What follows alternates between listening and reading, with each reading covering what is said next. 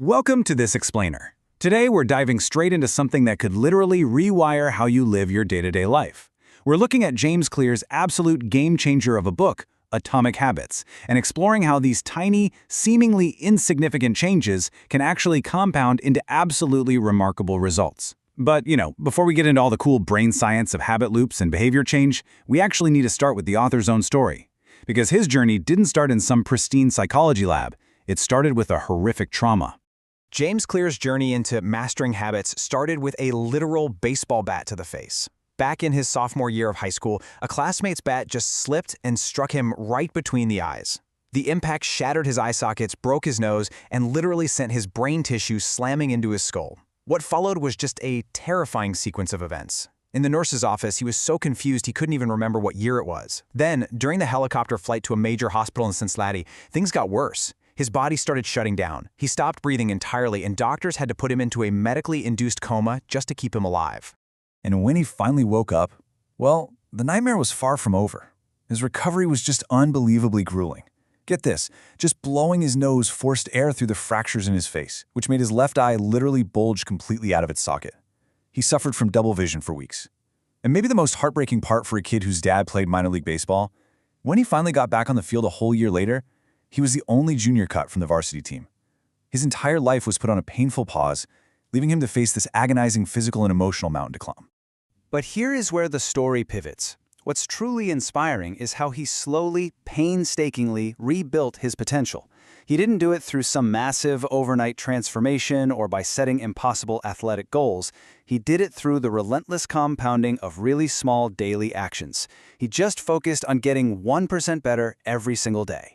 He built these tiny routines, stuff like keeping his room clean, lifting weights, sticking to a study schedule.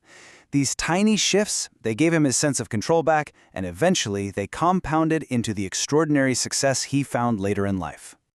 And that brings us to the core concept of the whole explainer. An atomic habit isn't just a cute phrase for a tiny routine. It's a source of immense power. It's the absolute core unit of your overall growth system. Think about it like this. Just as atoms are the building blocks of molecules, atomic habits are the fundamental building blocks of remarkable results. They're super small, they're incredibly easy to do, but when you stack them up, they create this incredible system of compound growth. So let's look at the first major mental shift you need to make, prioritizing systems over goals. Now, this is a massive contrast. It's the difference between obsessing over a temporary finish line versus committing to a lifelong process of just getting better. Goals are all about the result you want, right? Like running a marathon or finally writing that book. But systems are about the processes that actually get you there. The daily running schedule, or the habit of writing just one page every morning. True long-term thinking is actually goalless thinking.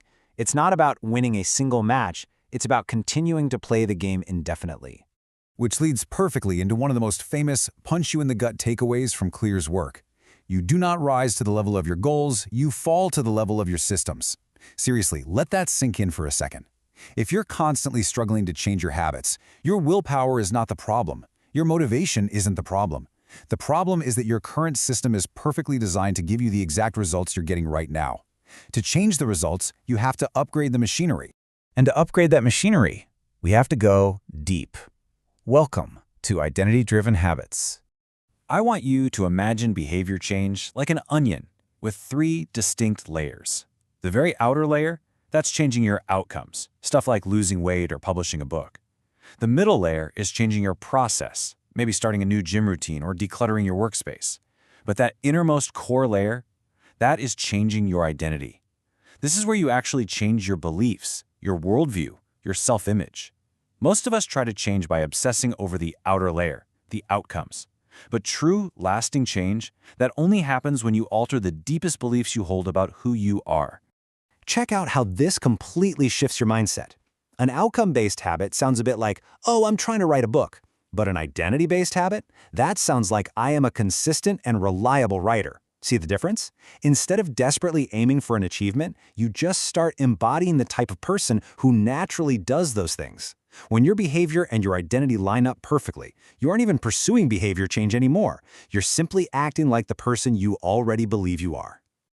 Now you're probably wondering, Okay, but how do I actually change those deep-seated beliefs? Well, you do it through action. Every single action you take is a tiny vote for the type of person you want to become. You don't have to be perfect. If you want to be a reader, reading just one page is a vote for that identity. Every time you practice a good habit, you're casting an undeniable vote, proving to yourself that this is who you are now. All right, let's pop the hood and see how this actually works in the brain. It's time for the habit loop. Behind every single habit you have is a 4-stage loop. Your brain is constantly scanning your environment for a cue. That cue triggers a craving, which is really just a desire to change your internal state. That craving motivates a response, the actual habit you perform. And finally, that response delivers a reward. Cue, craving, response, reward. This loop is running quietly in the background every single moment you're awake, completely automating solutions to whatever problems you run into. To see how flawlessly this operates, just think about a super mundane daily action. You walk into a dark room, boom, that's the cue. You want to be able to see, that's the craving. You flip the light switch, there's your response. And you satisfy your craving, that's the reward. You run this exact 4-step loop thousands of times a day without even realizing it. Your brain just says, hey, that felt good, it solved my problem, I'm definitely remembering that for next time. So how do we hijack this loop? That brings us to the 4 laws of behavior change. Clear took those 4 stages of the habit loop and basically turned them into an operating manual for your life. To build a good habit, you have to follow 4 laws. Make the cue obvious, make the craving attractive, make the response easy, and make the reward satisfying. It's brilliant because by aligning with human nature instead of constantly fighting it, you can actually engineer an environment where good habits just emerge naturally, almost effortlessly. And what's really cool is that to break a bad habit, you just flip the script. You invert every single law. Want to stop scrolling on your phone in bed? Make the cue invisible. Leave the phone in another room. Make the craving unattractive by reminding yourself how groggy you'll feel tomorrow. Make the response difficult by maybe locking the apps, and make the reward totally unsatisfying. It's a foolproof framework. Now, let's look at how to practically apply the positive laws. To kickstart Law 1 and make a habit incredibly obvious, you need what's called an implementation intention. Don't just vaguely say, I'm going to work out more this week. That's way too ambiguous. You need to strictly define it. Try, I will exercise for 20 minutes at 6 a.m. at the local gym. When the time and location are explicitly mapped out like that, you don't even have to make a decision when the alarm goes off. You just follow the plan. For laws 2 and 3, making it attractive and making it easy, there are 2 fantastic strategies: temptation bundling and the 2-minute rule. Temptation bundling is when you pair an action you really want to do with an action you absolutely need to do, like only letting yourself listen to your favorite podcast while you're doing the dishes. And the 2-minute rule? That's about scaling any new task down so it takes under 2 minutes to start. Read before bed becomes read one single page. You're just establishing the gateway habit that naturally leads to the big stuff. Finally, we have Law 4, which is the cardinal rule of behavior change.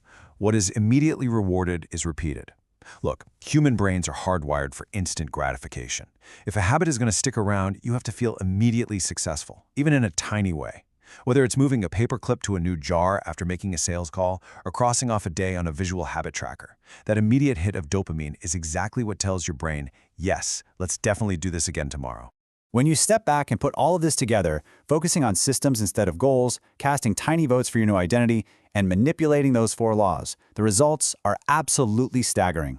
As the book perfectly sums it up, small habits don't add up, they compound. It is honestly remarkable what you can build in your health, your wealth, and your relationships if you just trust this process, aim for that 1% improvement, and whatever you do, don't stop. We've covered the actual mechanics of how tiny changes create massive results, from the tragedy of Clear's accident to the triumph of systems over goals. Which leaves us with one final, absolutely crucial question for you to answer right now. What 2-minute action will you take today to prove exactly who you are becoming? Think about that identity, find your one small vote, and cast it today. Thanks so much for joining me on this explainer, and I'll catch you in the next one.